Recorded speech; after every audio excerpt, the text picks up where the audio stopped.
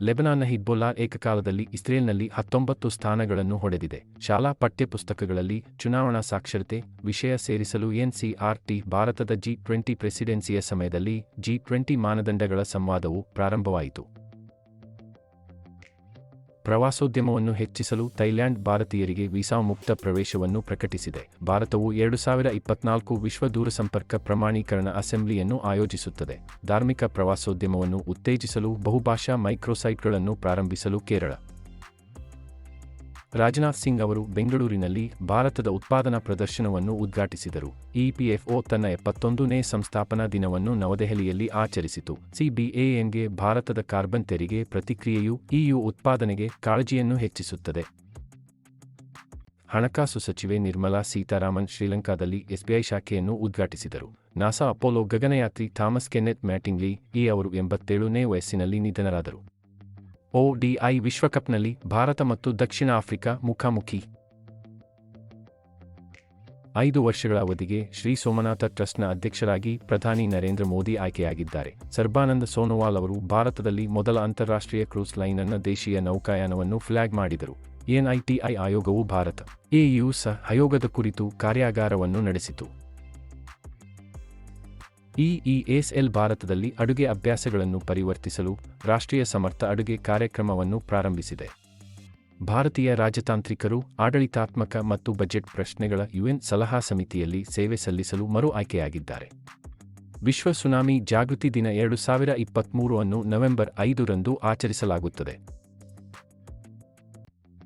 Sultan of Johar cup 2023 ಭಾರತೀಯ ಹಾಕಿ ತಂಡ ಕಂಚಿನ ಪದಕವನ್ನು ಗೆದ್ದಿದೆ. ಟೈಮ್ ಮ್ಯಾಗಜಿನ್ ವೈಶಿಷ್ಟ್ಯಗಳು ಶೇಖ್ ಹಸೀನಾ ವಿಶ್ವದ ಅತಿ ಹೆಚ್ಚು ಕಾಲ ಸೇವೆ ಸಲ್ಲಿಸುತ್ತಿರುವ ಸರ್ಕಾರದ ಮಹಿಳಾ ಮುಖ್ಯಸ್ಥೆ. IIT ಕಾನ್ಪುರದ ನವೀನ ಪರಿಹಾರ. ದೆಹಲಿಯ ವಾಯು ಮಾಲಿನ್ಯ ಬಿಕ್ಕಟ್ಟನ್ನು ನಿಭಾಯಿಸಲು ಕೃತಕ ಮಳೆ. ಸ್ವೀಡನ್ನ ಸಾಪ್ ರಕ್ಷಣಾ ಯೋಜನೆಯಲ್ಲಿ ಭಾರತದ ಮೊದಲ 100% FTA ಅನ್ನು ಪಡೆದುಕೊಂಡಿದೆ. 17ನೇ ಜೈಪುರ ಸಾಹಿತ್ಯ ಉತ್ಸವ 2024 ಫೆಬ್ರವರಿ 1 ರಿಂದ ಪ್ರಾರಂಭವಾಗುತ್ತದೆ. ಬೇಟಿ ಬಚಾವೋ ಬೇಟಿ ಪಢಾವೋ ಉಪಕ್ರಮವನ್ನು ಬೆಂಬಲಿಸಲು ಕಲರ್ಸ್ ಪಡೆಗಳನ್ನು ಸೇರುತ್ತದೆ. ಕಾರ್ಯಸ್ಥಳ ಭಸ್ಮವಾಗುವುದರಲ್ಲಿ ಭಾರತವು ಮುಂದಿದೆ. 59% ವರದಿ ಭಸ್ಮವಾಗುವಿಕೆ ಸಮೀಕ್ಷೆಯನ್ನು ಬಹಿರಂಗಪಡಿಸುತ್ತದೆ. ಜಲ ದೀಪಾವಳಿ ಮಹಿಳೆಯರಿಗೆ ನೀರು ಮಹಿಳೆಯರಿಗಾಗಿ ನೀರು ಅಭಿಯಾನ ಪ್ರಾರಂಭಿಸಲಾಗಿದೆ. ಇಸ್ರೋ ಮುಖ್ಯಸ್ಥರು ತಮ್ಮ ಆತ್ಮಕಥನ ನಿಲವು ಕುಡಿಚ ಸಿಂಹಗಳು ಬಿಡುಗಡೆಯನ್ನು ಹಿಂತೆಗೆದುಕೊಂಡರು. ಟಿಬಿ ಘಟನೆಗಳನ್ನು ಕಡಿಮೆ ಮಾಡುವಲ್ಲಿ ಭಾರತದ ಸಾಧನೆಯನ್ನು WHO ದೃಢೀಕರಿಸುತ್ತದೆ. IBM ಮತ್ತು AWS ಬೆಂಗಳೂರಿನಲ್ಲಿ ಇನ್ನೋವೇಷನ್ ಲ್ಯಾಬ್ ಅನ್ನು ಪ್ರಾರಂಭಿಸಿದೆ. ಭಾರತದಲ್ಲಿ ಸಂಪರ್ಕರಹಿತ ಪಾವತಿಗಳನ್ನು ಸಕ್ರಿಯಗೊಳಿಸಲು 7 ರಿಂಗ್ ಸ್ಮಾರ್ಟ್ ರಿಂಗ್ ಇಲ್ಲಿದೆ. KVC ಅಧ್ಯಕ್ಷರು ಲೋಕಲ್ ಫಾರ್ ವೋಕಲ್ ವಿಷಯದ ಮೇಲೆ 5 ದಿನಗಳ ದೀಪಾವಳಿ ಉತ್ಸವವನ್ನು ಉದ್ಘಾಟಿಸಿದರು. CSR ಉಪಕ್ರಮಗಳಲ್ಲಿ ಪಾರದರ್ಶಕತೆಯನ್ನು ಸುಧಾರಿಸಲು IREDA CSR ಪೋರ್ಟಲ್ ಅನ್ನು ಪ್ರಾರಂಭಿಸಿದೆ. ಭಾರತದ ಆದಿತ್ಯ L1 ಸೌರ ಜ್ವಾಲೆಗಳ ಮೊದಲ ದೃಶ್ಯವನ್ನು ದಾಖಲಿಸಿದೆ. ಆಮದು ಏರಿಕೆಯ ಹೊರತಾಗಿಯೂ ಚೀನಾ ಅಕ್ಟೋಬರ್ನಲ್ಲಿ ಹಣದುಬ್ಬರವಿಳಿತದ ಒತ್ತಡವನ್ನು ಎದುರಿಸುತ್ತಿದೆ. ಮಹಾರಾಷ್ಟ್ರ ಮುಖ್ಯಮಂತ್ರಿ ಏಕನಾಥ್ ಶಿಂದೆ ಅವರು JK ಕುಪ್ವಾರದಲ್ಲಿ ಶಿವಾಜಿ ಮಹಾರಾಜ್ ಪ್ರತಿಮೆಯನ್ನು ಅನಾವರಣಗೊಳಿಸಿದರು. ಭಾರತ್ ಬೋಟಾನಿಕ್ಸ್ ಗುಜರಾತ್ನಲ್ಲಿ ಭಾರತದ ಅತಿದೊಡ್ಡ ಶೀತಲ ತೈಲ ಉತ್ಪಾದನಾ ಸೌಲಭ್ಯವನ್ನು ತೆರೆಯಲಿದೆ. 1994 ರಿಂದ ಮೊದಲ ಬಾರಿಗೆ ಮಹಾರಾಷ್ಟ್ರ ರಾಜ ಬಲೀಂದ್ರ ಟ್ರೋಫಿಯನ್ನು ಗೆದ್ದುಕೊಂಡಿತು. NRIಗಳಿಗೆ ಸಾವರಿನ್ ಗ್ರೀನ್ ಬಾಂಡ್ಗಳನ್ನು ಖರೀದಿಸಲು RBI ಅವಕಾಶ ನೀಡುತ್ತದೆ. ಇಂಟರ್ಗ್ಲೋಬ್ ಎಂಟರ್ಪ್ರೈಸಸ್ ಏರ್ ಟ್ಯಾಕ್ಸಿ ಸೇವೆಗಾಗಿ US ಮೂಲದ ಆರ್ಚರ್ನೊಂದಿಗೆ ಸಂಬಂಧ ಹೊಂದಿದೆ. ಸುಪ್ರೀಂ ಕೋರ್ಟ್ನಲ್ಲಿ ಮಿಡ್ಡಿ ಕೆಫೆಯನ್ನು CGI DY ಚಂದ್ರಚೂಡ್ ಉದ್ಘಾಟಿಸಿದರು. ಸ್ಪೇಸ್ಎಕ್ಸ್ ತನ್ನ 29ನೇ ಮಿಷನ್ ಅನ್ನು ISSಗೆ ಸಂಶೋಧನಾ ಸಾಧನ ಮತ್ತು ಸಲಕರಣೆಗಳನ್ನು ತಲುಪಿಸಲು ಪ್ರಾರಂಭಿಸಿತು. ಯುರೋಪ್ನಲ್ಲಿನ ಸಾಂಪ್ರದಾಯಿಕ ಸಶಸ್ತ್ರ ಪಡೆಗಳ ಒಪ್ಪಂದದಿಂದ ರಷ್ಯಾ ಹೊರಬಂದಿತು. UK ಭಾರತವನ್ನು ಸುರಕ್ಷಿತ ರಾಜ್ಯಗಳ ಪಟ್ಟಿಗೆ ಸೇರಿಸುತ್ತದೆ. ಅಕ್ರಮ ವಲಸಿಗರಿಗೆ ಆಶ್ರಯ ಹಕ್ಕುಗಳನ್ನು ನಿರ್ಬಂಧಿಸುತ್ತದೆ. ಕೋಡಿಕೋಡ್ ಮತ್ತು ಗ್ವಾಲಿಯರ್ ಯುನೆಸ್ಕೋ ಕ್ರಿಯೇಟಿವ್ ಸಿಟೀಸ್ ನೆಟ್ವರ್ಕ್ಗೆ ಸೇರುತ್ತವೆ. ಸಂಸತ್ತಿನ ಚಳಿಗಾಲದ ಅಧಿವೇಶನವನ್ನು ಡಿಸೆಂಬರ್ 4, 2022ಕ್ಕೆ ನಿಗದಿಪಡಿಸಲಾಗಿದೆ. ಸರ್ಕಾರದ ಹಸ್ತಕ್ಷೇಪದ ಮೇಲೆ ICC ಶ್ರೀಲಂಕಾ ಕ್ರಿಕೆಟ್ನ ಸದಸ್ಯತ್ವವನ್ನು ಅಮಾನತುಗೊಳಿಸಿದೆ. ನಾಗಾಲ್ಯಾಂಡ್ನ ಮಾಜಿ ಗವರ್ನರ್ PB ಆಚಾರ್ಯ 92 ನಿಧನರಾಗಿದ್ದಾರೆ. NPCI ಪಂಕಜ್ ತ್ರಿಪಾಠಿ ಅವರನ್ನು UPI ಸುರಕ್ಷತಾ ರಾಯಭಾರಿಯಾಗಿ ನೇಮಿಸಿದೆ. ರೋಹಿತ್ ರಿಷಿ ಬ್ಯಾಂಕ್ ಆಫ್ ಮಹಾರಾಷ್ಟ್ರದಲ್ಲಿ ಕಾರ್ಯನಿರ್ವಾಹಕ ನಿರ್ದೇಶಕರಾಗಿ ನೇಮಕಗೊಂಡಿದ್ದಾರೆ. ವಿಜ್ಞಾನ ಮತ್ತು ಶಾಂತಿಯ ಅಂತಾರಾಷ್ಟ್ರೀಯ ವಾರ 2023 ನವೆಂಬರ್ 9 ರಿಂದ 15 RBI ವರ್ಷದ ಚೇಂಜ್ ಮೇಕರ್ ಪ್ರಶಸ್ತಿಯನ್ನು ಗೆದ್ದಿದೆ.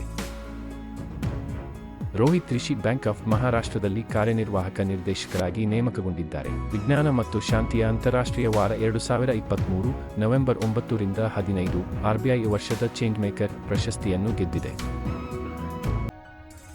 ಏಕದಿನದಲ್ಲಿ ಅತಿ ಹೆಚ್ಚು ಶತಕ ಬಾರಿಸಿದ ಸಚಿನ್ ತೆಂಡೂಲ್ಕರ್ ದಾಖಲೆಯನ್ನು ವಿರಾಟ್ ಕೊಹ್ಲಿ ಮುರಿದಿದ್ದಾರೆ. ಜಕಾರ್ತದಲ್ಲಿ 10ನೇ ಆಸಿಯಾನ್ ರಕ್ಷಣಾ ಸಚಿವರ ಸಭೆಯಲ್ಲಿ ಭಾಗವಹಿಸಲಿರುವ ರಾಜನಾಥ್ ಸಿಂಗ್, ಭಾರತದ ಕಾರ್ಯತಂತ್ರದ ಚಲನೆ, ಆರ್ಥಿಕ ಮತ್ತು ಶಕ್ತಿ ಪರಿವರ್ತನೆಗಾಗಿ 20 ನಿರ್ಣಾಯಕ ಖನಿಜ ಬ್ಲಾಕ್ಗಳನ್ನು ಹರಾಜು ಮಾಡುವುದು. ಐಸ್ಲ್ಯಾಂಡ್ನಲ್ಲಿ ಅಭೂತಪೂರ್ವ ಭೂಕಂಪನ ಚಟುವಟಿಕೆಯು ಕಳವಳವನ್ನು ಉಂಟುಮಾಡುತ್ತದೆ. ಭಾರತದ ಸಗಟು ಬೆಲೆ ಸೂಚ್ಯಂಕ WPI ಅಕ್ಟೋಬರ್ನಲ್ಲಿ ಸತತ 7ನೇ ತಿಂಗಳ ಹಣದುಬ್ಬರವಿಳಿತವನ್ನು ದಾಖಲಿಸಿದೆ. ಜಾರ್ಖಂಡ್ಗೆ ಪ್ರಧಾನಿ ನರೇಂದ್ರ ಮೋದಿಯವರ 2 ದಿನಗಳ ಭೇಟಿ. ಜನಜಾತಿಯ ಗೌರವ ದಿವಸ್ನಲ್ಲಿ PMPOTG ಮಿಷನ್ ಮತ್ತು ವಿಕಸಿತ್ ಭಾರತ್ ಸಂಕಲ್ಪ ಯಾತ್ರೆಗೆ ಪ್ರಧಾನಿ ಮೋದಿ ಚಾಲನೆ. ಮಿಕಾ AI ಚಾಲಿತ ರೋಬೋಟ್ ಟಿಕ್ಟಡಾರ್ನ CEO ಆಗಿ ಚುಕ್ಕಾಣಿ ಹಿಡಿಯುತ್ತದೆ. ಅಪೋಲಿನಾರಿಸ್ ಡಿಸೋಜಾ ಅವರಿಗೆ 19ನೇ ಕಲಾಕಾರ ಪುರಸ್ಕಾರ ಪ್ರಶಸ್ತಿ ನೀಡಿ ಗೌರವಿಸಲಾಯಿತು.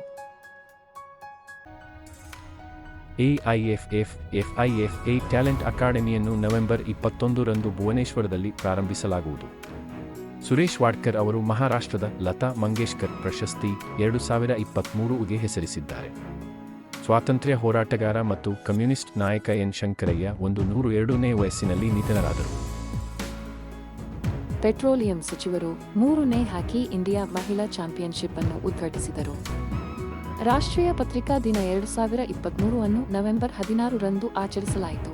2027ರ ವೇಳೆಗೆ ಭಾರತ ವಿಶ್ವದ 3ನೇ ಅತಿದೊಡ್ಡ ಆರ್ಥಿಕತೆಯಾಗಲಿದೆ. FM ನಿರ್ಮಲಾ ಸೀತಾರಾಮನ್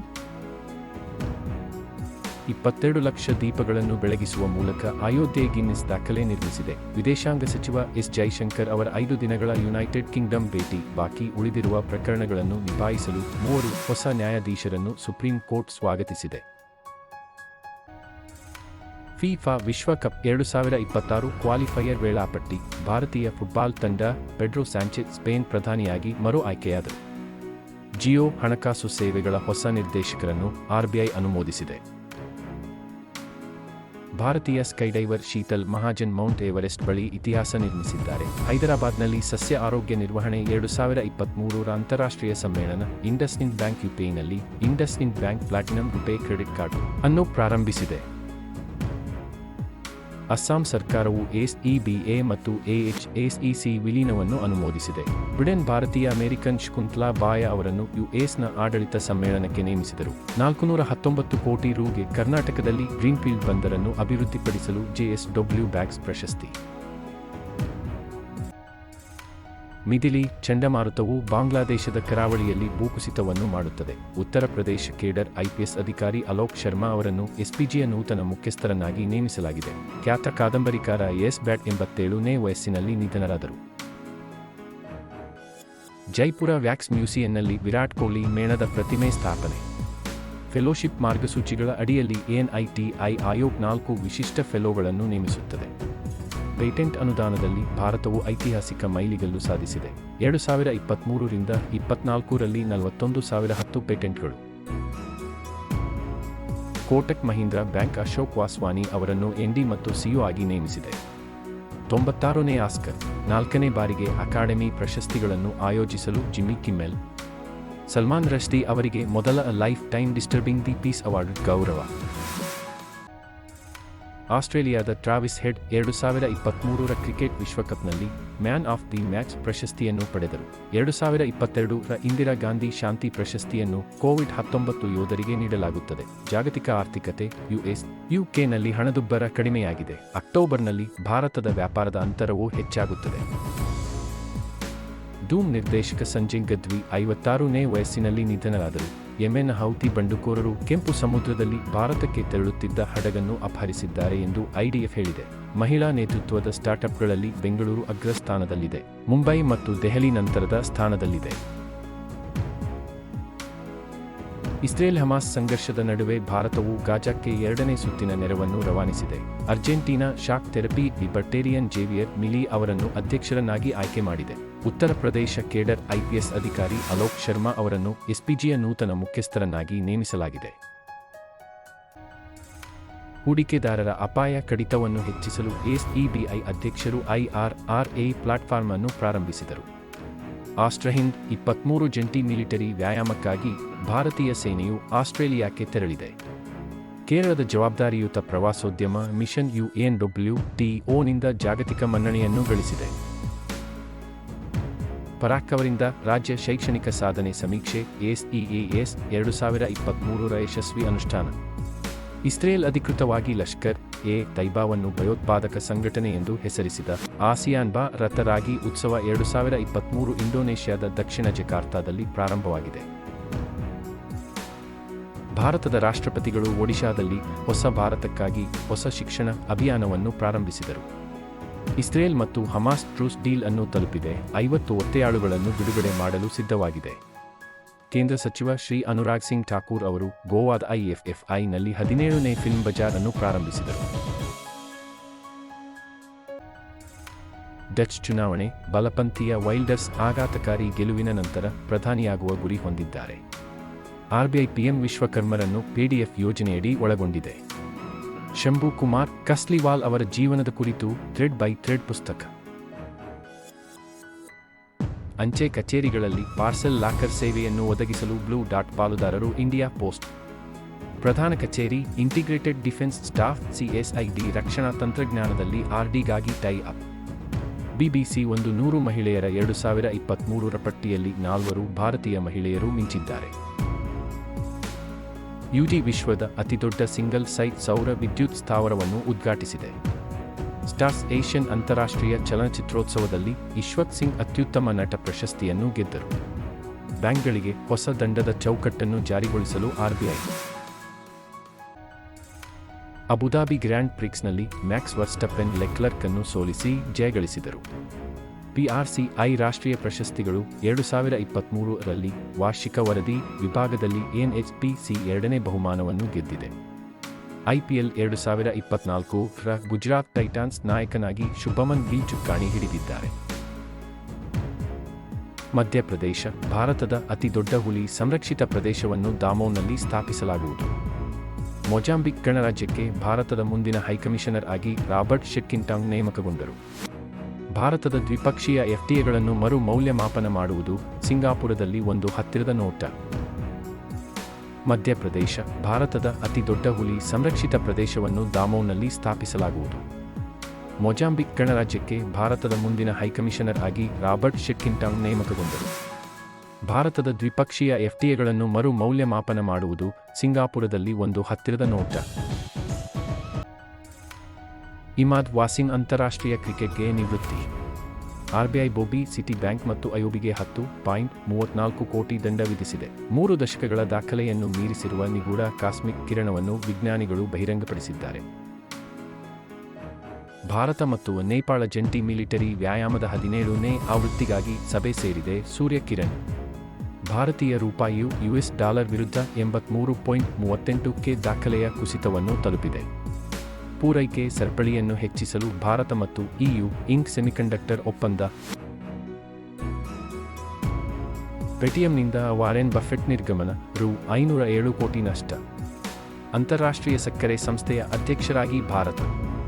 ವರದಿ US 2001ರಿಂದ 2023ರವರೆಗೆ 213 ದೇಶಗಳಿಗೆ $670 ಕೋಟಿ ಸಹಾಯವನ್ನು ನೀಡಿದೆ. ಆಗರ್ ಡ್ರಿಲ್ಲಿಂಗ್ ಮೆಷಿನ್ ಉತ್ತರಾಖಂಡದ ಸುರಂಗದ ಪಾರುಗಾಣಿಕಾ ಕಾರ್ಯಾಚರಣೆಗಳಲ್ಲಿ ಒಂದು ನಿರ್ಣಾಯಕ ಸಾಧನ. ಜನರೇಷನ್ಗಾಗಿ ತೆರಿಗೆ ಕಡಿತಕ್ಕೆ ಲ್ಯಾಂಡ್ಮಾರ್ಕ್ ಧೂಮಪಾನ ನಿಷೇಧವನ್ನು ನ್ಯೂಜಿಲೆಂಡ್ ತ್ಯಜಿಸಿದೆ. SEBI ಮಾರ್ಚ್ 2024ರೊಳಗೆ ಒಂದೇ ದಿನದ ಟ್ರೇಡ್ ಸೆಟಲ್ಮೆಂಟ್ ಅನ್ನು ಪರಿಚಯಿಸಲು ಯೋಜಿಸಿದೆ. ಇಂಡಿಯನ್ ಇಮ್ಯುನೊಲಾಜಿಕಲ್ಸ್ ಮಕ್ಕಳಿಗಾಗಿ ದಡಾರ ಮತ್ತು ರುಬೆಲ್ಲಾ ಲಸಿಕೆಯನ್ನು ಅನಾವರಣಗೊಳಿಸಿದೆ. IETF 2023ರಲ್ಲಿ ಉತ್ಕೃಷ್ಟತೆಗಾಗಿ ವಿದ್ಯುತ್ ಸಚಿವಾಲಯವು ಪದಕದೊಂದಿಗೆ ಗೌರವಿಸಲ್ಪಟ್ಟಿದೆ. ಒಡಿಶಾ ಡಿಸೆಂಬರ್ 24, 2023ರಿಂದ ಅಲ್ಟಿಮೇಟ್ ಖೋ ಖೋ ಸೀಸನ್ 2 ಅನ್ನು ಆಯೋಜಿಸುತ್ತದೆ. ಕೇಂದ್ರವು ಆಯುಷ್ಮಾನ್ ಭಾರತ್ ಆರೋಗ್ಯ ಮತ್ತು ಸ್ವಾಸ್ಥ್ಯ ಕೇಂದ್ರಗಳನ್ನು ಆಯುಷ್ಮಾನ್ ಆರೋಗ್ಯ ಮಂದಿರ ಎಂದು ಮರುನಾಮಕರಣ ಮಾಡಿದೆ.